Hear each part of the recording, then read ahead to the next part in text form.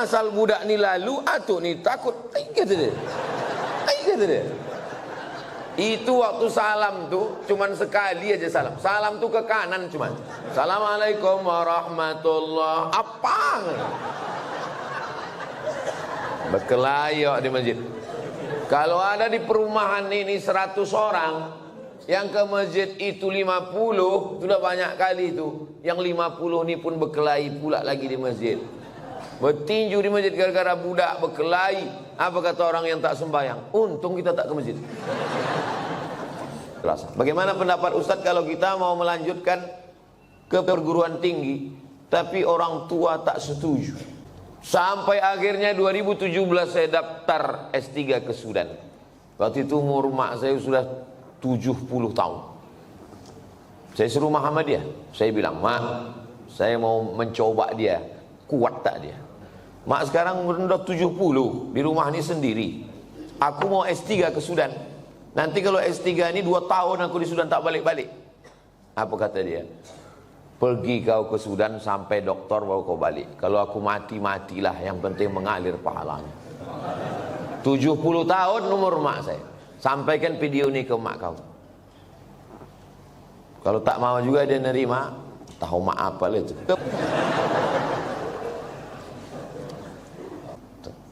Bukan tanggung melepaskan anak itu. Sedang mencuci, didengarnya suara saya itu memanggil. Jadi ibu, lepaskanlah anak sejauh mata-mata. Biarkan dia belajar jauh. Nanti dia akan balik berbakti kepada ibu, insya Allah. Disenangkannya hati ibu.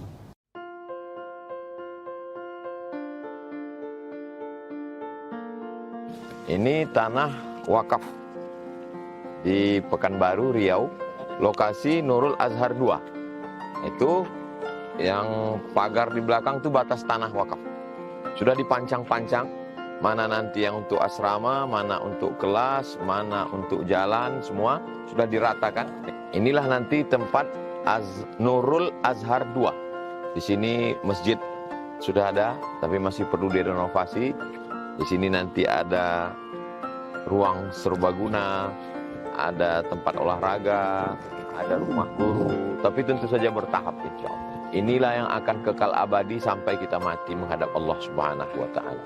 Inilah tempat anak-anak menghafal Quran, dari mulai bangun tahajud malam, sholat subuh berjamaah, sampai tidur jam 10 malam. Saya mengajak pada semua jamaah, mari support pembangunan Nurul Azhar Kampus 2 melalui donasi ke Bank Riau Kepri Syariah.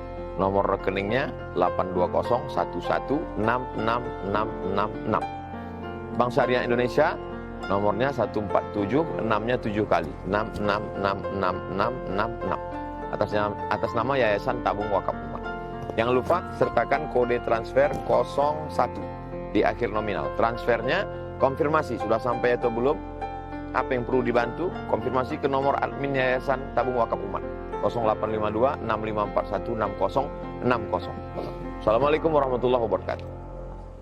Waalaikumsalam warahmatullahi wabarakatuh. Misalnya saya punya keponakan. Keponakan saya ini kerja PNS.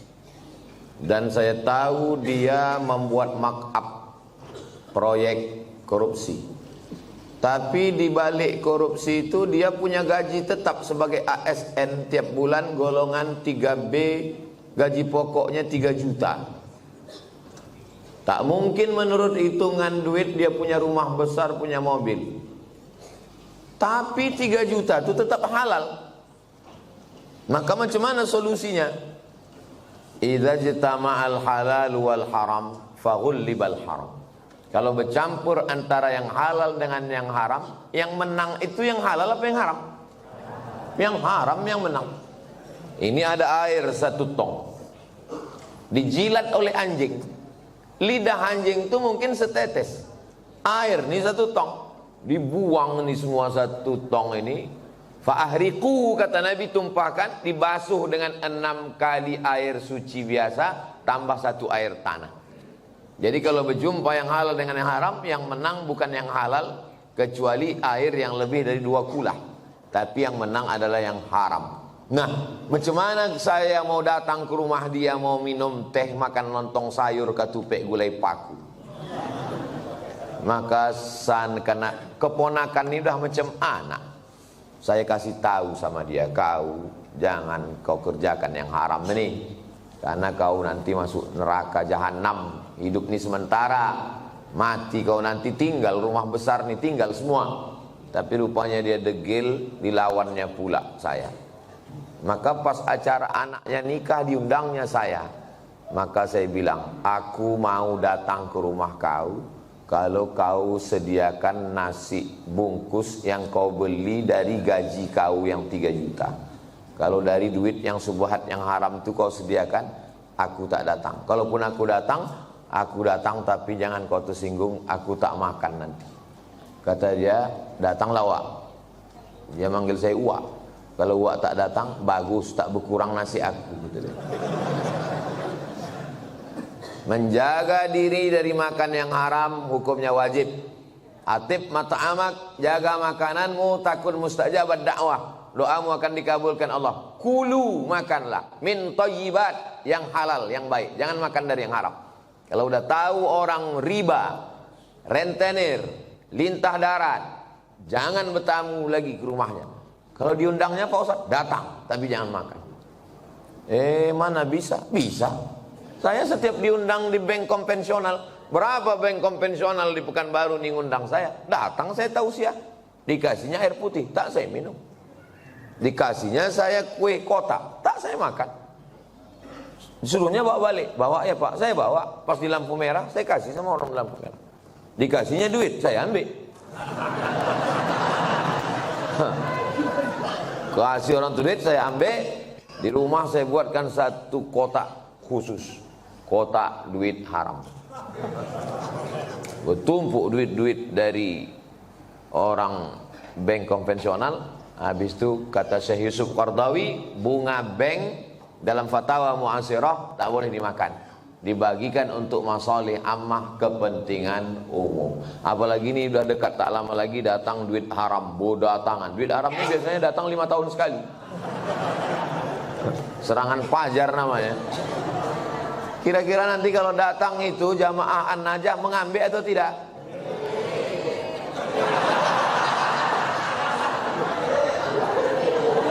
Hati kita.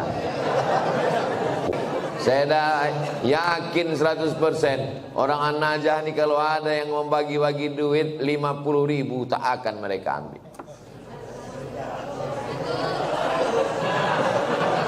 Mudah-mudahan Allah menjaga kita dari makan haram. Bedakan antara marah karena Allah atau marah karena ulah.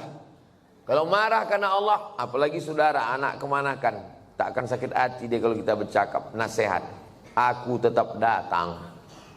Tapi jangan karena itu lalu putus silaturahim.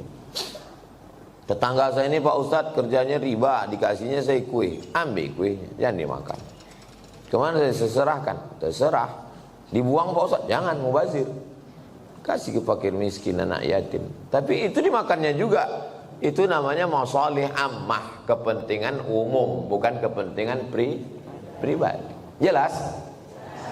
Jelas. Patutlah Ustaz tak mau minum dari tadi. Nah, inilah, nanti ini jamaah ini mudah dia ngambil kesimpulan. Cuma saya bismillah.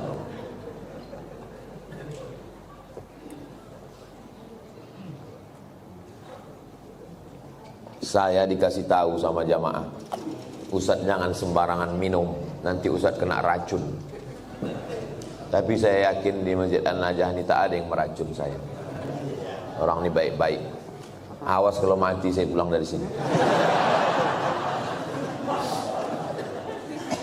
Ada ibu-ibu, nenek membawa cucu ke masjid, sedangkan cucunya itu meribut, dibiarkannya lari-lari, mengganggu konsentrasi kita sholat atau dengar ceramah. Saya balik ke Pekanbaru ini 2008, sekarang sudah 2025. Belum pernah sekalipun marah karena anak menjerit lari-lari, belum pernah sekalipun. Kenapa Ustaz tak pernah marah? Karena budak itulah nanti yang akan meramaikan masjid. Kalau kita marah ke budak-budak kecil, siapa yang akan sembahyang ke An-Najah ini nanti? Ada masjid itu kadang tak ada suara anak-anak, sepi, atuk-atuk semua. Patutlah tak ada ribut, batuk aja isinya. Cuman kadang kan tak semua emosinya bisa stabil macam Ustaz Somad. Makanya win-win solution, jalan tengah, macam yang dibuat di Masjid Agung An-Nur. Dulu Masjid Agung namanya, sekarang berubah Masjid Raya. Yang level provinsi Masjid Raya, yang level kabupaten kota Masjid Agung. Dulu Masjid Agung An-Nur itu, saya kan rutin jadwal di situ. Waktu tarawih, pulang saya tarawih, anak-anak saya tengok dibuat satu sop khusus di belakang. Heran saya, kenapa anak-anak ini tak meribut? Rupanya ada satu petugas pakai baju hijau, membawa rotan sebesar ini. Dia tak sholat, dia khusus mengawas. Pas saya jumpa, pas saya tengok gini, senyum dia. Ustaz, saya bilang, mau kau bantai anak-anak? Enggak Pak Ustaz, kalau saya pukul marahlah ayahnya. Jadi untuk nakut-nakuti aja. Bagus. Jadi nanti diangkat ada satu security khusus untuk anak-anak. Jangan anak diletakkan di celah. Letakkan celah. Pertama, anak ini memutus sop, kecuali anak saya. Anak saya tak memutus sop. Kenapa? Karena ujung senapan angin sudah dipotong. Karena di dalam itu ada najis. Yang kedua, kenapa anak ini diletak di samping? Anak ini belum mumayyiz. Macam mana cara membedakan udah mumayyiz sama belum? Kalau dia meribut, kita gini kan, itu udah mumayyiz. Tapi kalau dia meribut, kita gini kan, dibalasnya balik ke awak. Itu jangan dibawa. 4 tahun ke bawah tak bisa. Dibawalah budak umur 3 tahun, diletakkan di celah samping kita. Begitu kita takbiratul ihram, Allahu Akbar, dia pun berjalan, berlari. Di samping ini ada atu-atu yang kacamatanya di bawah. Asal budak ni lalu, atu ni takut. Kata dia. Kata dia. Itu waktu salam tuh cuman sekali aja salam. Salam tuh ke kanan cuman. Assalamualaikum warahmatullahi. Apa? Berkelayok di masjid. Kalau ada di perumahan ini 100 orang, yang ke masjid itu 50, sudah banyak kali itu. Yang 50 ini pun berkelahi pula lagi di masjid. Bertinju di masjid gara-gara budak berkelahi. Apa kata orang yang tak sembahyang? Untung kita tak ke masjid. Tolonglah kita jaga persatuan ini. Bisa dipahami? Jelas. Insya Allah kalau saya ceramah jelas. Kalau ada orang bilang Ustaz Somad itu tak jelas, telinga kau pokak.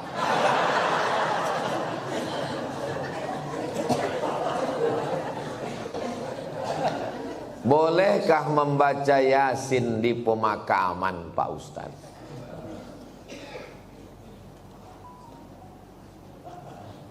Kata Imam Nawawi, meninggal tahun 676. Nama kitabnya Riyadhus Shalihin min kalami Sayyidil Mursalin.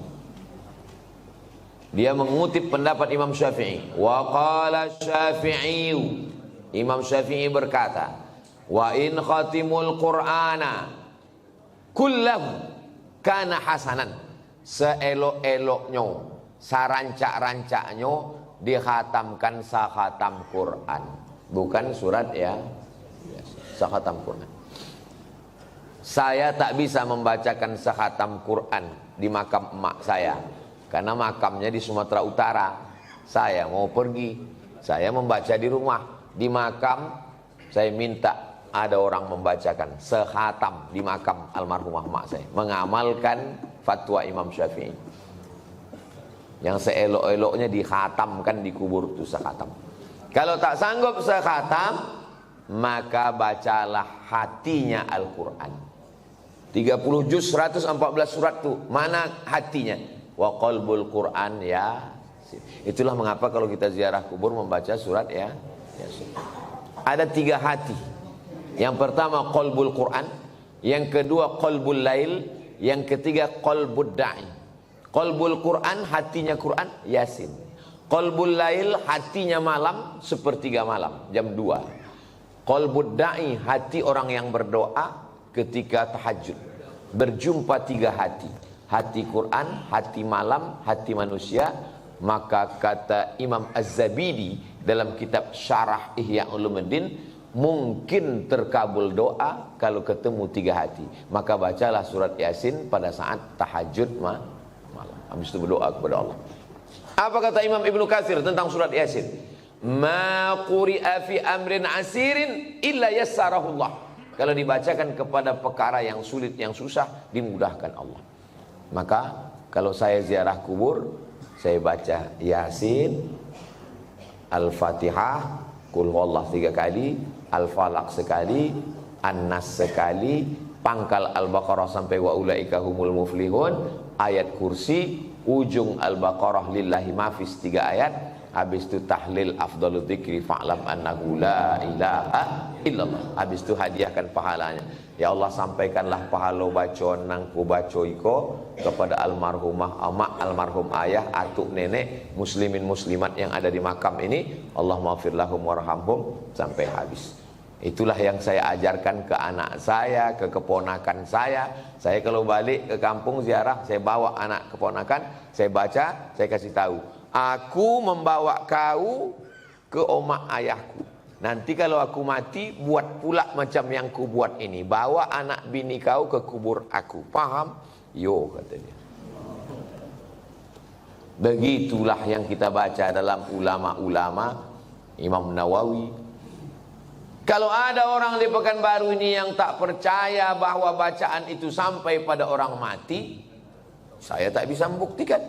Karena ini perkara ghaibiyat. Saya hanya bisa menyampaikan dalil-dalilnya. Saya tak percaya, kata dia. Ya macam mana membuktikannya? Maka kalau ada orang yang menantang saya, belum ada lagi. Saya tak percaya. Tolong nama kau lengkap sama nama ayah kau. Nanti kalau kau mati, ku kirim. Kalau tak sampai, cepat kasih kabar. Ini kan masalah gaib.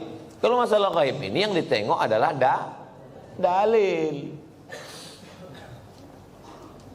Ana Rizki, khirijin min Ma'had Nuril Hidayah Bengkalis. Sa'usallimukum ya Ustaz. Kaifa ra'yukum law nastamir ad-dirasah al-aliyah lakim lan najid ridha min walidina. Nama saya Rizki. Khirijin jamak, mufrad khirijun. Saya alumni dari Ma'had Nuril Hidayah Bengkalis. Sa'as'alukum, saya mau bertanya ke Ustaz. Kaifa ra'yukum law nastamir dirasa? Nuwasil ad-dirasa. Laisa nastamir, nuwasil ad-dirasa. Bagaimana pendapat Ustaz kalau kita mau melanjutkan ke perguruan tinggi, tapi orang tua tak setuju? Mau melanjutkan perguruan tinggi fil kharijid daulah, mau keluar negeri, tapi emak dia tak setuju. Saya ini adik-beradik 2. Saya anak pertama, adik saya berdua cuman. Laki-laki dua-duanya. Tak banyak anak emak saya. Jadi waktu saya lulus mau ke Mesir, berat dia mau lepas saya. Aku anakku 2, tak ada anak betino. Semana nanti aku dah tua. Datang wak saya, abang mak saya, menasihati dia. Harimau mati meninggalkan belang, gajah mati meninggalkan gading, manusia mati meninggalkan hutang. Harimau mati meninggalkan belang, gajah mati meninggalkan gading, manusia mati meninggalkan nama. Kalau kau tahan somat ini di celah ketiak, beginilah cuman dia. Tapi kalau kau lepaskan diri belajar, jadi orang dia, mengajar dia, mengalir pahalanya sampai hari kiamat. Betul cakap wak saya itu. Sampai hari ini di mana aja saya tausiah, pahalanya mengalir ke makam almarhumah emak saya. Maka ibu-ibu yang sayang ke anak, bukan kalian siapkan anak dalam kelambu, bukan kalian suapi, lepaskan dia sejauh mata memandang. 4 tahun aku tak balik.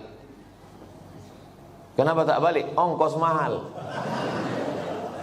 Sampai terpikir juga di kepala, jangan-jangan aku anak angkat, anak adopsi, balik. Sampai akhirnya 2017 saya daftar S3 ke Sudan. Waktu itu umur mak saya sudah 70 tahun. Saya suruh Muhammadiyah. Saya bilang, mak, saya mau mencoba dia, kuat tak dia? Mak sekarang udah 70, di rumah ini sendiri. Aku mau S3 ke Sudan. Nanti kalau S3 ini 2 tahun aku di Sudan tak balik-balik. Apa kata dia? Pergi kau ke Sudan sampai doktor baru kau balik. Kalau aku mati, matilah. Yang penting mengalir pahalanya. 70 tahun umur mak saya. Sampaikan video ini ke mak kau. Kalau tak mau juga dia nerima, tahu mak apa lah itu. Ibu kalau sayang sama anak, lepaskan dia sejauh mata mandang. Nanti dia akan balik pulang. Setelah saya punya anak, baru saya tanya, mak, berat rupanya berpisah sama anak. Oh iya. Macam mana mak dulu bisa berpisah sama aku 4 tahun? Asal udah dekat bulan puasa, air raya, ku carilah budak-budak yang hitam macam kau. Ku bolikan baju, ku undang ke rumah, ku kasih makan. Hilang rinduku ke kau. Begitu rupanya cara dia. Kadang-kadang sedang mencuci di dapur, ku dengar suara kau main bau. Oh mak, bukan tanggung melepaskan anak itu. Sedang mencuci, didengarnya suara saya itu memanggil. Jadi ibu, lepaskanlah anak sejauh mata-mata. Biarkan dia belajar jauh. Nanti dia akan balik berbakti kepada ibu, insya Allah. Disenangkannya hati ibu. Dan kalian yang kuliah juga cita-cita tak usah banyak-banyak. Cita-cita satu aja, untuk menyenangkan orang tua. Saya dulu tak tahu mau jadi apa. Tak terpikir saya akan tabligh akbar, tak ada. Yang saya fokus adalah aku mesti kuliah S1, S2, S3. Nanti kalau sudah dapat ku ijazah 3, ku bawa ijazah ni ke Malaysia. Aku mau jadi dosen. Sesudah aku dapat duit, akan ku senangkan oma ayahku. Itu cuma, tak banyak, tak lain. Maka tak pernah saya berdoa lebih. Karena semua yang dikasih Allah lebih dari yang saya minta. Saya minta cuma S1, S2, S3. Dikasihnya saya profesor. Saya cuma mau minta jadi dosen di Malaysia. Sekarang di mana aja saya bisa mengajar. Diminta di Universitas Sabah, diminta di Universitas Malaysia. Saya bilang, rektor, saya tak sanggup untuk mengajar per semester, saya mesti keliling. Saya datang 6 bulan sekali ya. 6 bulan sekali pun jadilah Pak Ustaz. Jadi setiap 6 bulan sekali saya datang kuliah. Bahagiakan orang tuamu. Lepaskan anakmu, wahai bapak ibu. Sejauh mata memandang di hari petang dia akan pulang. Dia tahu di mana letak sarang. Mati kalian, mengalir amal jariahnya insya Allah. Walaupun nampaknya jawaban ini untuk mak ayah dia, tapi video ini ditonton oleh ayah-ayah, mak-mak yang akan melepas anak. Karena pulang kami dari sini nanti, kami akan melepas 50 anak Riau yang akan berangkat ke Al-Azhar Kairo, Mesir. Seminggu yang lalu saya di Makassar, melepas 50 anak Makassar yang akan berangkat ke Mesir. Orang tuanya saya nasihati, anak-anaknya juga saya nasihati, supaya orang tua melepas anak. Karena kalau kita tahan anak kita ini, siapa yang akan melanjutkan dakwah ini? Saya tak mau anak saya sekolah agama, nanti kurus macam Ustaz Somad. Saya ini kurus bukan tak makan. Kalau ada pejabat-pejabat itu dapat ikan yang paling mahal, namanya ikan Napoleon, 1 juta harga ikan. Ada bupati, ada kapolres, ada dandim, ada kepala dinas. Yang pertama kali menyuap ikan 1 juta itu siapa? Abdul Somad. Apa kata orang itu? Silakan Pak Ustaz. Dikasihlah ketam kepiting sebesar piring besar, disingkel. Bupati tak berani makan, tentara gagah dandim tak berani makan ketam. Polisi berseragam berpistol tak berani makan ketam. Tak kalian makan Pak, kolesterol Pak Ustaz. Saya makan ketam tuh habis. Hidup saya sampai sekarang. Berani Ustaz makan, baca doanya Pak. Apa doanya? Bismillahilladzi la yadurru ma'asmihi syai'un fil ardi wala fis sama. Ku sebut nama Allah, tak ada yang bisa memudaratkan baik di bumi maupun di langit. Nanti kalau saya sakit Pak Ustaz, aku tak tanggung jawab.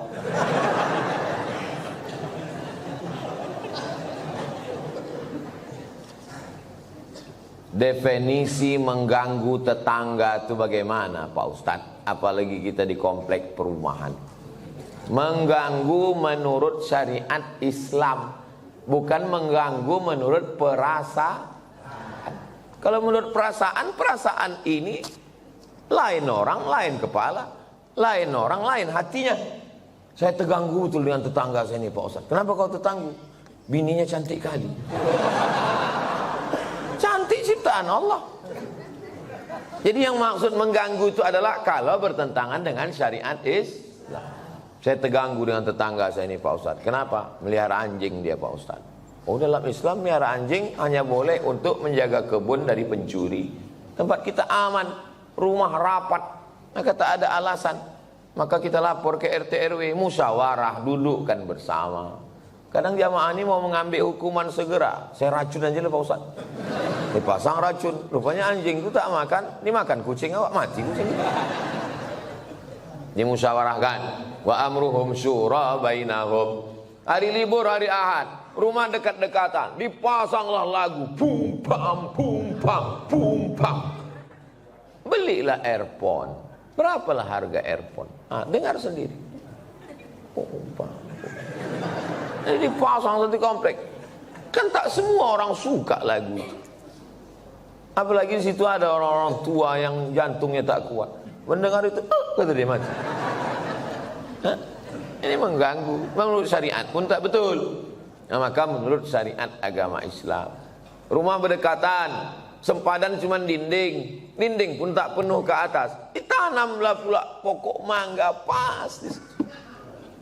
Buahnya apa tak asal menengok meniti air. Nah, ini mesti menjaga.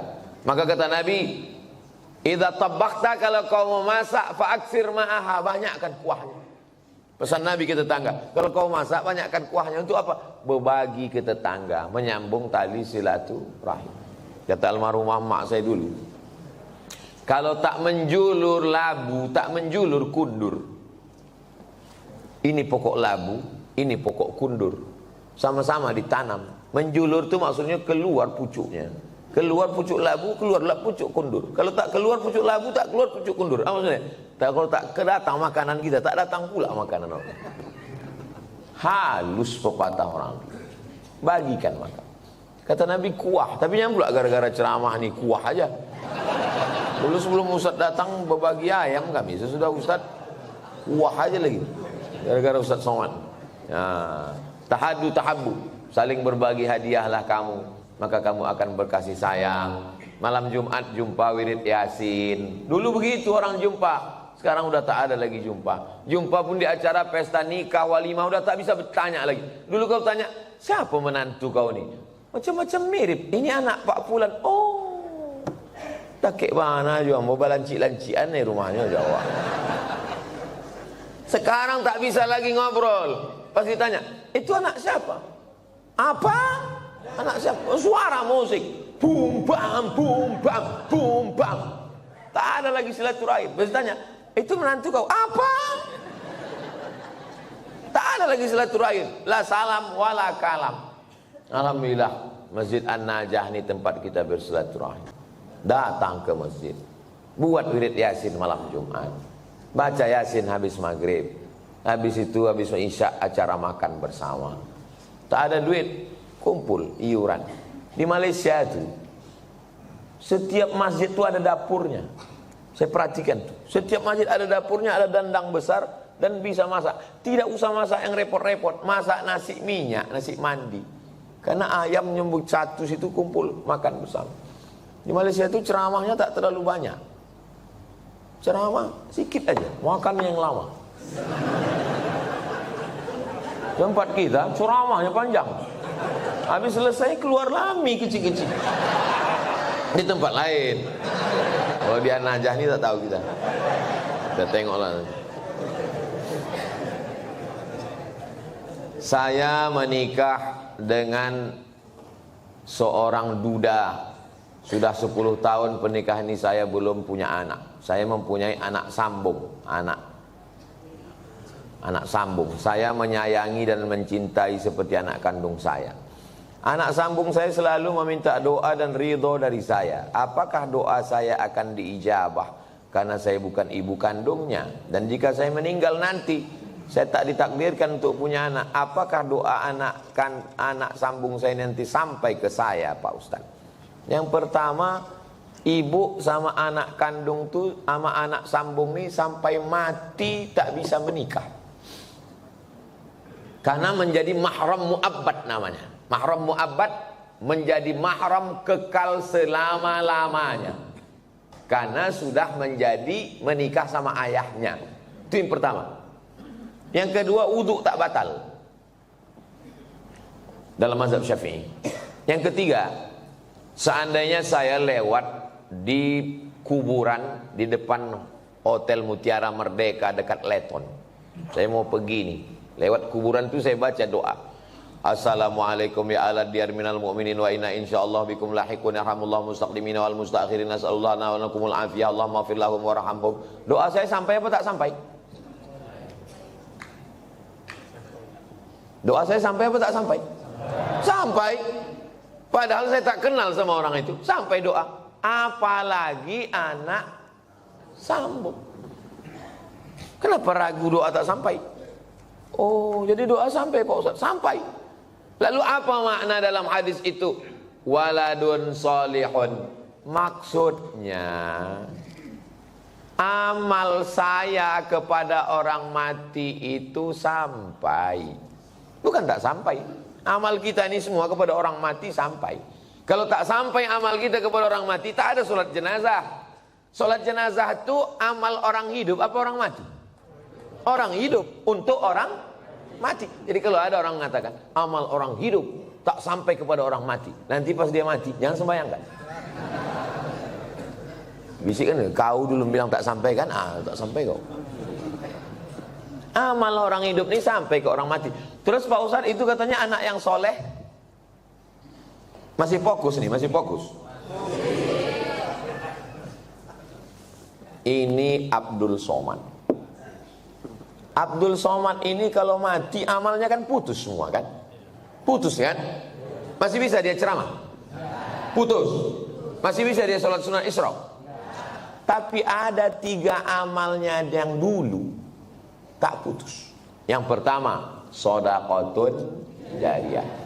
Disumbangkannya 2 sak semen ke Masjid An-Najah. Putus atau tak putus? Tak putus. Karena setiap hari orang sholat mengalir ke dia. Itu kan amal dia dulu. Yang kedua, ilmun yuntafa'u bih. Ceramah dia di Masjid An-Najah. Ceramahnya itu dulu atau sekarang? Dulu. Habis mati tetap mengalir, diamalkan oleh jamaah. Yang ketiga, anaknya. Anaknya itu kan amal dia itu. Yang ketiga inilah orang. Ya kok amal dia Pak Ustaz? Kalau bini itu cuma ditengok aja bisa dia hamil. Jelas? Tak jelas juga payahlah aku menjelaskan. Anak saya itu amal saya. Amal saya. Jadi hadis itu bukan bercerita hanya doa anak saja yang sampai. Hadis itu mau menceritakan amal-amal dulu tetap mengalir sesudah salah satunya anak. Jadi yang tak punya anak atau meninggal jomblo tak usah takut, kami mendoakan. Ini Ustadz ini emosi, tidak emosi. Memang begitu dia kalau menjelang sarapan itu memang begitu.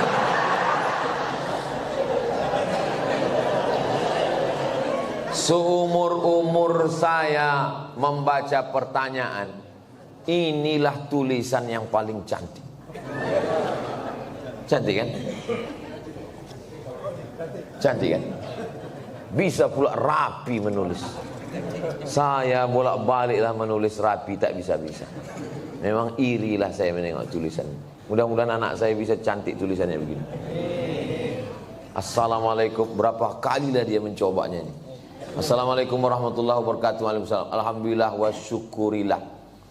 Alhamdulillah wa syukru lillah. Saya kurang. Alhamdulillah wa syukru lillah.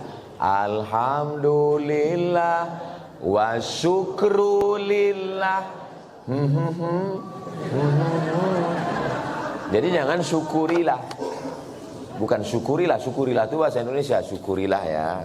Kalau bahasa Arabnya alhamdulillah wa syukru lillah. Semoga Ustaz Somad dalam keadaan sehat dan selalu dalam lindungan Allah. Amin.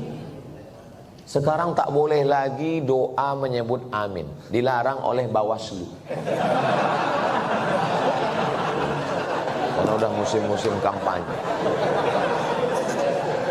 Saya ini menyampaikan menuju pemilu damai.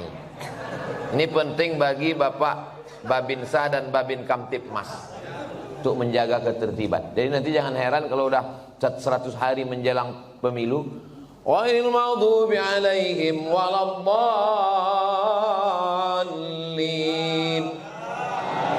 Tak boleh, itu keberpihakan.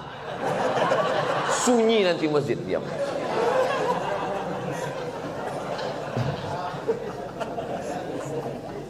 Saya mau bertanya Pak Ustadz, kiat-kiat agar ikhlas menerima ketetapan takdir Allah dan tetap berprasangka baik kepada Allah. Mohon doanya Ustadz untuk seluruh istri pejuang garis 2. Pejuang garis 2 itu maksudnya yang belum hamil. Kalau udah dipakainya tes spek itu kan 2. Ini penjelasan bagi yang belum bebini. Yang udah bebini pun tak paham juga. Bagaimana cara kita biar supaya rela menerima takdir Allah? Saya kalau datang bertamu ke rumah jamaah, Assalamualaikum Pak. Waalaikumsalam. Ustadz Somad, tolong doakan mak saya Pak Ustadz. Maknya di mana Pak? Maknya di dapur. Duduklah mak itu di kursi. Berapa umur mak? 80. Belum bisa saya menerima, karena mak saya meninggal umur 70. Dalam hati saya tetap, kok hidup mak dia, kok mati mak. Kok tak sempat makku ku bawa jalan-jalan ke Brunei, ke Malaysia. Kok tak sempat ku senangkan dia. Tak bisa hati saya menerima. Macam mana saya mau menceramahi jamaah, marilah kita sabar menerima takdir Allah. Saya aja tak sabar. Tapi cara Allah menghibur saya, habis saya tausiah datang ibu-ibu. Ustadz, tolong doakan keponakan saya. Keponakan ibu ini kenapa? Ayahnya meninggal, emaknya meninggal, dia hidup sebatang kara. Anak SD kelas 2. Oh, aku sempat aku serumah 11 tahun sama emakku. Dari 2008 ke 2019. Ini budak nih kelas 2 SD sebatang kara. Ternyata yang membuat kita bisa sabar itu adalah ketika membandingkan dengan orang lain. Begitu cara Allah mengajar saya. Ayat tak mempan, hadis tak mempan. Kenapa tak? Saya yang berceramah, saya yang nyuruh orang sabar. Tak bisa saya terima. Tapi begitu dijumpakan Allah, oh rupanya. Maka diantaranya yang membuat kita kuat ini adalah dengan memperbanyak bercerita dengan orang. Kita ini kalau banyak bercerita, ngobrol dengan orang, itu menyadari betapa besarnya nikmat Allah kepada kita. Aku pula bisa begini-begini, kawan ini tak sempat berbakti, jumpa pun tak sempat. Yang kedua, bagaimana caranya? Caranya adalah menguatkan dalam hati bahwa innallaha katabal maqadir, Allah sudah menuliskan takdir 50 alfasana, 50.000 tahun qabla an yakhluqas samawati wal ard. Sebelum Allah menciptakan langit dan bumi, Allah sudah menuliskan takdirku 50.000 tahun sebelum Allah menciptakan langit dan sengaja dihunjamkan terus ke kepala. Abdul Somad, Allah sudah menuliskan 50.000 tahun sebelum menciptakan langit dan bumi bahwa kau sama emak kau itu cuma sampai 2019. Lebih dari itu bukan kuasa kau. Asal terlintas itu terus. Otak itu dihunjamkan dengan hadis itu. Yang ketiga, membuat sesuatu yang terus mengalir. Sedekah untuk santri, untuk Palestina. Asal teringat, baca Al-Fatihah. Teringat macam-macam, baca Al-Fatihah. Malam Jumat, baca Al-Kahfi, baca Yasin. Hadiahkan pahalanya. Undang anak yatim, fakir, miskin. 3 itulah cara untuk mengurangi beban hati kita. Allah berjanji kalau kita beribadah, falyabudu rabb hadzal bait, banyak-banyak beribadah. Allah cuma minta kita satu ibadah. Balasannya Allah kasih dua. At'amahum min ju' wa amanahum min khauf. Kalau kau lapar, Allah kasih kau makan. Kalau kau risau, amanahum, Allah beri kau aman, tenang. Syaratnya banyak ibadah, perbanyak ibadah. Pagi sholat isyraq, sholat duha, malam bangun mandi, sholat sunat wudu, sholat sunat taubat, sholat sunat tahajud, sholat sunat hajat, zikir, banyak bertasbih. Zikir 3 pilihan, zikir banyak, zikir pilihan 3. Pertama istighfar, yang kedua sholawat, yang ketiga afdalul zikri fa'lam annahu la ilaha illallah. Astaghfirullahalazim, astaghfirullahalazim, astaghfirullahalazim. Kalau tuan membeli peniti, jangan ditusukkan ke sayur kubis. Kalau mik sudah mati, tandanya waktu sudah habis.